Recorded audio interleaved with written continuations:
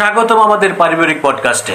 Welcome to our family podcast. আমরা এর আগের পর্বে রুশ উপন্যাসিক ফিওদর দস্তয়েভস্কি রচিত বিখ্যাত উপন্যাস দ্য ব্রাদার্স কারামাজোভের দ্বিতীয় চ্যাপ্টার দ্য গ্র্যান্ড ইনকুইজিটর অবলম্বনে মানুষ আসলে কি চায়, স্বাধীনতা নাকি নিরাপত্তা নিয়ে লেখকের গভীর প্রজ্ঞা, শাশ্বতকালের কিছু গভীর দার্শনিক প্রশ্ন নিয়ে কথাবার্তা বলেছিলাম। আজকে আমরা এই উপন্যাসের দুই চরিত্র ইভান এবং আলিউশাকে নিয়ে কথা বলবো, যারা আসলে দুই ব্যক্তি নন, মানুষের আত্মার দুই কণ্ঠস্বর। একজন প্রশ্ন করে, অন্যজন ভালোবাসে। একজন যুক্তির শেষ সীমা পৌঁছাতে চায়, অন্যজন বিশ্বাসের গভীরতা খুঁজে বেড়ায়। বাবা, অনেকে ইভানকে নাস্তিক বলেন, এটা কি পুরোপুরি ঠিক? পুরোপুরি নয়। ইভান ঈশ্বরকে সহজভাবে অস্বীকার করেন না। তিনি পৃথিবীর দিকে তাকিয়ে প্রশ্ন করেন, যদি এই পৃথিবীতে নিরপরাধ শিশুর কান্না থাকে, তবে আমি এই পৃথিবীর নৈতিক কাঠামোকে কিভাবে গ্রহণ করব। তিনি বলেন না ঈশ্বর নেই, তিনি বলেন আমি এই পৃথিবীর টিকিট ফিরিয়ে দিচ্ছি। এটি এক আহত বিবেকের ভাষা। That's your point. Ivan does not primarily argue with God does not exist. Instead, he asks, if God is all-powerful, all-knowing, and perfectly good, why does innocent suffering, especially the suffering of children, exist? এই প্রশ্নই দর্শনে the problem of evil নামে পরিচিত। আর সাহিত্যে এই প্রশ্নকে সবচেয়ে শক্তিশালীভাবে তুলে ধরেছেন রুশ উপন্যাসিক ফিওদর দস্তয়েভস্কি তার অমর উপন্যাস দ্য ব্রাদার্স কারামাজোভে। ইভানের সবচেয়ে বড় শক্তি হলো তিনি কষ্টকে লুকান না, তিনি ধর্মকে সান্ত্বনার ওষুধ বানাতে চান না। তিনি বলেন, যদি সত্যিই সত্য থাকে তবে সেটি আমার কঠিন প্রশ্ন সহ্য করতে পারবে। এটাই তো সবচেয়ে কঠিন প্রশ্ন। একটি শিশুর মৃত্যু, যুদ্ধ, দুর্ভিক্ষ, রোগ, ভূমিকম্প, এগুলোর দায় কার?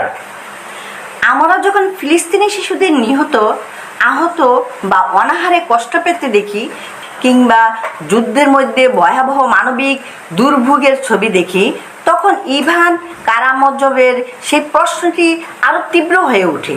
একটি নিষ্পাপ শিশুর এই যন্ত্রণা আমরা কিভাবে ব্যাখ্যা করব? তাহলে আলিউশা কি বলেন? আলিউশা তর্ক দিয়ে শুরু করেন না, তিনি মানুষ দিয়ে শুরু করেন। তিনি মনে করেন কষ্টের সামনে প্রথম কাজ যুক্তি দেওয়া নয়, পাশে দাঁড়ানো। ক্ষুধার্ত মানুষকে দর্শন নয়, রুটি দরকার। সুখাহত মানুষকে বিতর্ক নয়, সঙ্গ দরকার। আলিউশা কখনো বলেন না আমি সব উত্তর জানি, বরং তিনি বলেন সব উত্তর না জেনেও ভালোবাসা সম্ভব। তাহলে যুক্তি আর ভালোবাসা কি একে অপরের প্রতিদ্বন্দ্বী? দস্তয়েভস্কির সৌন্দর্য এখানেই। তিনি কোনো পক্ষকে কার্টুনে পরিণত করেন না। ইভানকে তিনি দুর্বল দেখান না, আলিউশাকে সরলমনা বানান না, বরং দেখান মানুষের পূর্ণতার জন্য হয়তো প্রশ্ন এবং ভালোবাসা দুটি প্রয়োজন। শুধু যুক্তি মানুষকে যন্ত্রে পরিণত করতে পারে, শুধু আবেগ মানুষকে অন্ধ করতে পারে। তাই হৃদয় ও বুদ্ধির মিলনেই প্রকৃত প্রজ্ঞা। তাহলে বইটি কি বলছে?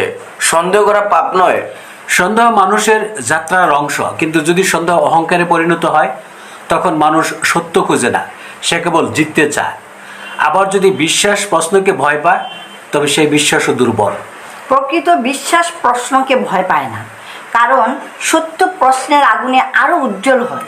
আজকের পৃথিবীতে তো সবাই নিজের মতকে চূড়ান্ত সত্য মনে করে, কেউ শুনতে চায় না। এটাই আধুনিক সংকট।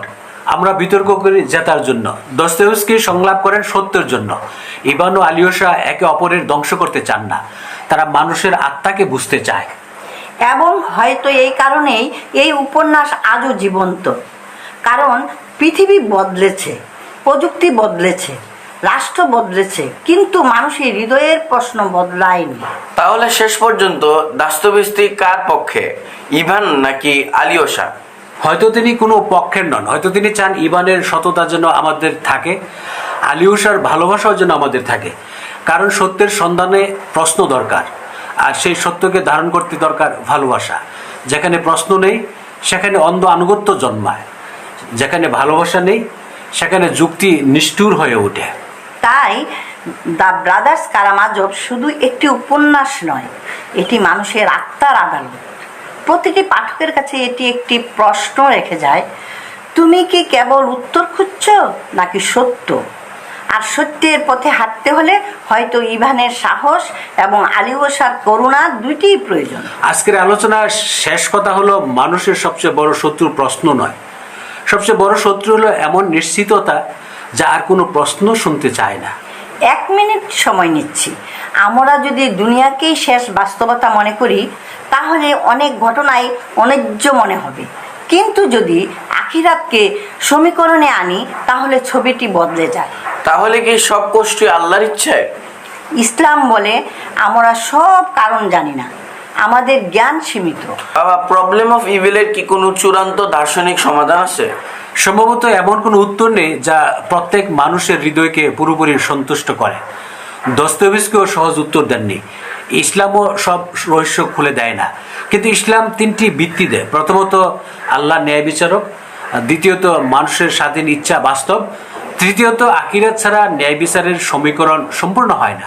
আজ আমাদের প্রশ্ন হওয়া উচিত শুধু ঈশ্বর কেন এটি হতে দিলেন, এতটুকু নয়। আরো বড় প্রশ্ন হলো আমরা কি করছি। সম্ভবত দ্য ব্রাদার্স কারামাজভ আমাদের শেখা শিশুর কান্না কোনো দর্শনের বিষয় নয়, এটি আমাদের বিবেকের পরীক্ষা। And that's it. Thanks for watching.